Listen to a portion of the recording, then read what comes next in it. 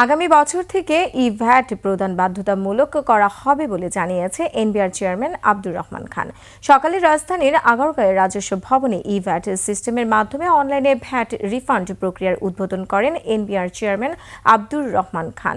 কাগজ নির্ভরতা থেকে শতভাগ অটোমেশন পদ্ধতিতে রূপান্তরের অংশ হিসেবে ব্যবসায়ীদের ভ্যাট রিফান্ড প্রক্রিয়াকে ডিজিটাল করেছে জাতীয় রাজস্ব বোর্ড এনবিআর।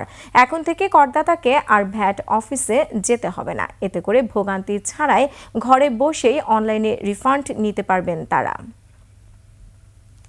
আমরা অ্যালাউ করবো তাদেরকে যেগুলো তারা পেপার রিটার্ন দিয়েছে এগুলো সিস্টেমে এন্ট্রি দেওয়ার জন্য আমাদের ইভ্যাট সিস্টেমে। ইভ্যাট সিস্টেমে যদি তারা নিজেরাই এন্ট্রি দিয়ে দেয় আমার সব ডাটা আপডেট হয়ে গেল। ফলে আমাদের মার্চ মাসের পর থেকে আমরা অনলাইনে আরেকটা প্রবলেম হচ্ছে আমাদের ভ্যাটের আইনে অনলাইন রিটার্ন কম্পালসারি করার কোনো বিধান ছিল না, যেটা আমাদের ট্যাক্স আইনে থাকার কারণে আমরা দ্রুত করতে পেরেছি। আগামী বছরে আমরা প্ল্যান করেছি যে আমাদের ভ্যাটের আইনেও কম্পালসারি ই রিটার্নের সিস্টেমটা চলে আসবে, অনলাইন রিটার্ন চলে আসবে।